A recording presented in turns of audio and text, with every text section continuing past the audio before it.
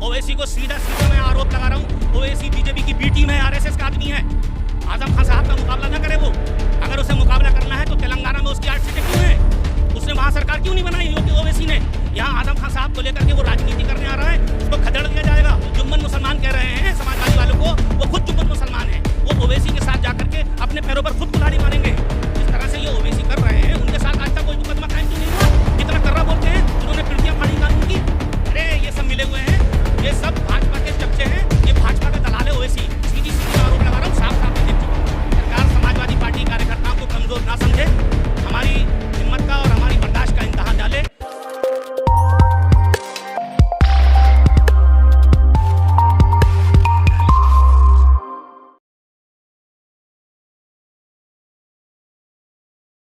Sir क्या लगता है आजम खान की तबीयत को लेकर किस तरह की कार्रवाई इसे देख रहे हैं? ये जालिमाना कार्रवाई है भाजपा सरकार की, और भाजपा सरकार पूरी तरह से गुंडागर्दी पर उतरी हुई है। हमारे माननीय आजम खान साहब को जिस तरह से शिकंजे पर ये शिकंजा कस रहे हैं राजनीतिक षड्यंत्र के तहत, ये बहुत ही निंदनीय है और समाजवादी पार्टी कार्यकर्ता की बर्दाश्त से बाहर होते चले जा रहे हैं। आज इसी बात को लेकर के समाजवादी पार्टी कार्यालय दारुल अवाम में हमने गम गुस्से का इजहार करने के लिए और रणनीति आगे की बनाने के लिए मीटिंग की है। और सरकार को हम बता देना चाहते हैं कि सरकार समाजवादी पार्टी कार्यकर्ताओं को कमज़ोर ना समझे, हमारी हिम्मत का और हमारी बर्दाश्त का इम्तिहान डाले। ये वक्त हम लोग बहुत मुश्किल से काट रहे हैं। 2022 का चुनाव आने जा रहा है, इसका करारा जवाब हम जो देंगे समाजवादी पार्टी की तरफ से, जनता की तरफ से जवाब जाएगा 2022 में। इनका पूरा का पूरा सूपड़ा साफ होने वाला है भारतीय जनता पार्टी का, और समाजवादी पार्टी 350 से ज़्यादा सीटें जीत करके सरकार बनाने जा रही है। और जितने भी इन्होंने जालिमाना रवैया इन्होंने अपना करके ये आजम खान साहब को लपेटा है और झूठे मुकदमे पर फंसाया है, पहले ही कैबिनेट बैठक में ये फैसला होने जा रहा है। माननीय अखिलेश यादव जी से मेरी पर्सनल मुलाकात हुई है और मैंने उनसे मुलाकात की और अपनी नाराज़गी जाहिर करी, तो उन्होंने बताया कि इसका एक ही समाधान है। 6 महीने 8 महीने रह गए सरकार बनाने के लिए, चुनाव आने जा रहा है, अब सरकार बनाइए और आजम खान साहब का एक एक मुकदमा पहली कैबिनेट मीटिंग में ख़त्म कर देंगे। तीन पहले फैसले वो लेने जा रहे हैं अखिलेश यादव जी। उनसे बातचीत हुई थी, जो आपने सवाल किया था कि आप क्यों नहीं आवाज़ उठा रहे हैं, वो आवाज़ उठा रहे हैं अपनी तरीके से। जो काम करना चाहते हैं, जिस तरह से कर रहे हैं वो कर रहे हैं काम, और अदालती मैटर है ये वो वाला मैटर नहीं है कि हम जाके सड़कों पर उतर के रिहाई की मांग करें तो वो अदालत मतलब ये है कि उनका रवन्ना काट दे और जेल से बाहर कर दे। ये अदालत में जिस तरह से फंसाया जा रहा है उसके जवाबदेही चल रही है। समाजवादी पार्टी पूरी जवाबदेही कर रही है। अखिलेश यादव जी पूरी तरह से आजम खान साहब के लिए लगे हुए हैं। ये बिल्कुल गलत बात है कि वो आजम खान साहब की तरफ को कोई तवज्जो नहीं है, बिल्कुल गलत बात है। मैं मिल के आया हूँ उनसे, उन्होंने एक एक चीज़ मुझे दिखाई है कि मैं क्या काम कर रहा हूँ। अब वो बातें बताने की नहीं है यहाँ पे प्रेस में। जो आजम खान साहब के लिए अखिलेश यादव जी कर रहे हैं, बहुत शानदार काम कर रहे हैं, लेकिन अपने कार्यकर्ताओं को सड़कों पर उतरने के लिए आदेश नहीं दिया है। वो उनकी एक रणनीति का हिस्सा है। पर ये भी कहा जा रहा है, आपकी मान लेते हैं कि ठीक है अखिलेश यादव जी अपना काम कर रहे हैं, ये भी कहा जाता है कि अखिलेश यादव के चक्कर में मुस्लिम समुदाय जो यूथ है वो अपनी जवानी कुर्बान करता है, लेकिन जो मुस्लिम लीडरशिप है उसको धीरे धीरे ख़त्म किया। ऐसी कोई बात नहीं हो रही है। आजम खान साहब की लीडरशिप थी, हमेशा रहेगी। और हमने ये सवाल जैसे आपने किया ऐसी हमने वहाँ जाकर के किया था, तो उन्होंने हमें उसका जवाब दिया है। आजम खान साहब संस्थापकों में हैं। मुलायम सिंह यादव ने अगर एक ईंट रखी तो दूसरी ईंट आजम खान साहब ने रखी है। हमें अपने नेता का पूरा मान सम्मान का ध्यान रखना है। ये चूंकि अदालती मैटर है, हम अपने ढंग से उसका जवाब दे रहे हैं, उसकी तैयारी कर रहे हैं, क्योंकि चारों तरफ से फंसाने की योगी सरकार ने ये कार्रवाई कर दी है। इसमें समय लग रहा है अदालती कामों के संबंध में। ओवैसी ने जिस तरह से यूपी में इलेक्शन लड़ने का ऐलान किया है 100 सीटों पर, उसके बाद से उनके समर्थक ये कहने लगे हैं कि जैसे आजम खान जो बड़े चेहरे थे उनको ख़त्म किया जा रहा है समाजवादी पार्टी में, धीरे धीरे वजूद जो है मुसलमानों का कम हो रहा है, आप अपनी तरफ आइए और हक मांगिए। बिल्कुल गलत बात। ओवैसी को सीधा मैं आरोप लगा रहा हूँ, ओवैसी बीजेपी की बी टीम है, आरएसएस का आदमी है। आजम खान साहब का मुकाबला ना करे वो। अगर उसे मुकाबला करना है तो तेलंगाना में उसकी 8 सीटें क्यों हैं? उसने वहाँ सरकार क्यों नहीं बनाई योगी ओवैसी ने? यहाँ आजम खान साहब को लेकर के वो राजनीति करने आ रहा है, उसको खदेड़ दिया जाएगा। और जो कुछ चंचे लगे हुए हैं उनको भी समझाने का प्रयास करेगी समाजवादी पार्टी। आजम खान साहब समाजवादी पार्टी के संस्थापक लीडर हैं और हमेशा रहेंगे। अखिलेश यादव जी ने खुद माना है इस बात को। आजम खान साहब के लिए पूरी पार्टी खड़ी है। चूंकि अदालती मैटर है, अदालती मैटर अदालती तरीके से निपटाए जा सकते हैं। ओवैसी के समर्थकों का, जो आपके समाजवादी पार्टी के समर्थक है, उनके लिए ये कहना है कि ये जुम्मन लोग समझ में नहीं आता है, हिस्सेदारी की बात वो कर रहे हैं कि हिस्सेदारी जुम्मन मुसलमान है, जो जुम्मन मुसलमान कह रहे हैं समाजवादी वालों को, वो खुद जुम्मन मुसलमान है। वो ओवैसी के साथ जाकर के अपने पैरों पर खुद कुल्हाड़ी मारेंगे। पता नहीं है बिहार में क्या हुआ है और जगहों पर क्या हो रहा है। सीधा सीधा साफ है। आजम खान साहब ने ज़रा सी तकरीर की लोकसभा में या राष्ट्रीय कार्यकारिणी की सम्मेलन में, मैं मौजूद था वहाँ पर, उनसे पार्टी थोड़ी सी नाराज़ हुई थी बेशक, लेकिन जिस तरह से ये ओवैसी कर रहे हैं उनके साथ आज तक कोई मुकदमा कायम क्यों नहीं हुआ? कितना कर्रा बोलते हैं, उन्होंने पिरतियाँ फाड़ी कानून की। अरे ये सब मिले हुए हैं, ये सब भाजपा के चमचे हैं, ये भाजपा का दलाल है ओवैसी। सीधी सीधी मैं आरोप लगा रहा हूँ, साफ साफ में देख चुका हूँ।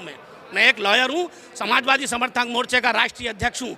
मैं पूरे राष्ट्र में जाकर के दौरा कर रहा हूँ, देख रहा हूँ, और हकीकत जो है वो बता रहा हूँ मैं आपको। और वो तो हिस्सेदार, वो कहते हैं कि डिप्टी सीएम, अगर ये बताइए, अगर समाजवादी पार्टी मुस्लिमों की इतनी हकदार है या उनको समझती है, तो डिप्टी सीएम क्यों नहीं बनाया? वो डिप्टी सीएम की मांग करती है। डिप्टी सीएम से ज़्यादा बड़ा पद होता है आजम खान साहब का।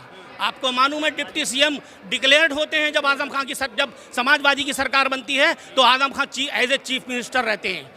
डिप्टी चीफ मिनिस्टर नहीं, एज ए चीफ मिनिस्टर कार्य करते हैं आजम खान साहब। और आप जानते हैं, प्रेस वाले सब जानते हैं कि आजम खान साहब के फैसले को कोई नकार नहीं सकता। एक बार को अखिलेश यादव जी के फैसले को नकारा जा सकता है, लेकिन आजम खान साहब के फैसले को कोई नकार नहीं सकता। वो एज ए चीफ मिनिस्टर की तरह काम करते हैं आजम खान सरकार में। कोई असर पड़ेगा इस तरह बिल इस बयानों से? जो लोग बरगलाने में लगे हुए हैं तो थोड़ा बहुत कुछ लोग बरगलाने में आ सकते हैं, लेकिन हमारी टीम भी जो काम कर रही है, जो वास्तविकता बता रही है, समाजवादी समर्थक मोर्चा की टीम लगी हुई है, इसी बात के लिए लगी हुई है पार्टी के साथ सहयोग में, कि जो लोग हमारे भाई बरगलाने में आ रहे हैं उनको समझाएंगे हम। अब यूपी जो चुनाव आने वाला है उसमें क्या लगता है, क्योंकि समाजवादी पार्टी के कद्दावर नेता इस इलाके में जो है काफ़ी वोट बैंक जो है इनकी तरफ खिसकता है, ऐसे में अगर ये अंदर है तो क्या लगता है कि पार्टी पे कोई असर पड़ेगा या किस तरह का? कोई असर नहीं पड़ेगा। दुख दर्द है, कहाँ जाएंगे ये बताइए, किसके पास जाएं? मुसलमान कहाँ जाएंगे? 10 लाख लोगों का ऐलान किया है, उसमें देखिए कितने % मुसलमानों को मिलने वाला है। पिछली बार भी जो रिजर्वेशन की बात हुई थी, मानकों के अनुसार कितने मुसलमानों को नौकरियों में आरक्षण दिया गया? देखिए, अनडिक्लेयर्ड आरक्षण है। समाजवादी पार्टी का मतलब अनडिक्लेयर आरक्षण मुसलमानों के लिए। मुसलमान जानता है कि अगर कोई हमदर्द पार्टी हमारी है तो समाजवादी पार्टी ही है।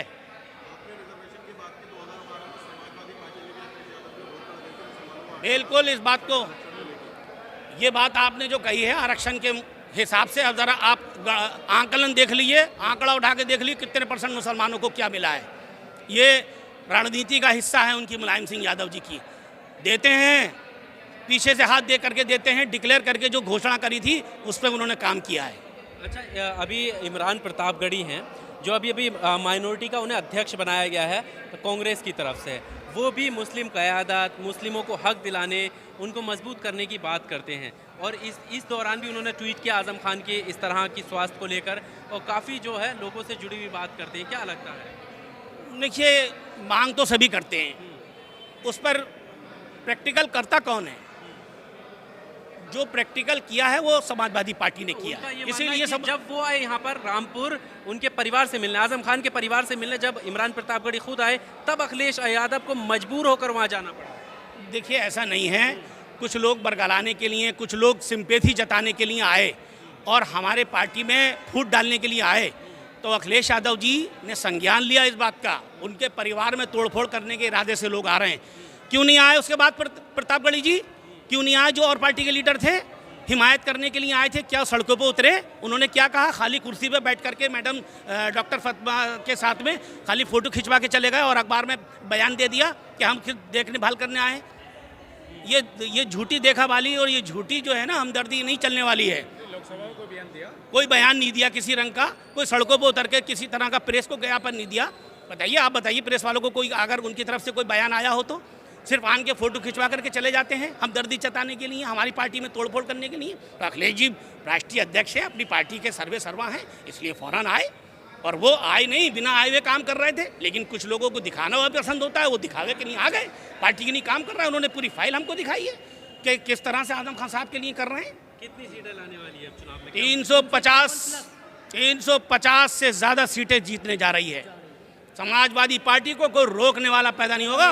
और अगर ये भारतीय जनता पार्टी की सरकार अगर गुंडागर्दी करने की कोशिश करी, नामांकनों को फाड़ा और हमारे प्रत्याशियों को परेशान किया और उनके कोई ना कोई कमी निकाल करके, खामी निकाल करके, मैं बता रहा हूँ, ये आशंका बता रहा हूँ अभी से ही, यही करेगी ये भाजपा की सरकार, यही करेगी कि हमारे प्रत्याशियों के कमी खामियां निकालेगी, झूठे सच्चे मुकदमे कायम करके उस पर लगाएगी कि देखो इनका तो ये मुकदमा चल रहा है, इनका पर्चा खारिज किया जाए, यही प्रयास करेगी। फिर इसके लिए हम अलर्ट हैं, समाजवादी पार्टी के लोग जागरूक हैं, समाजवादी समर्थक मोर्चा उसके साथ खड़ा होकर के जागरूकता फैलाने का काम कर रहा है।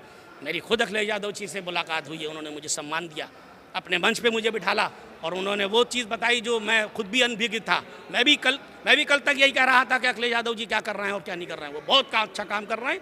मजबूरी है अदालती कार्रवाई की, अदालती कार्रवाई की तरफ से ही निपटेगी।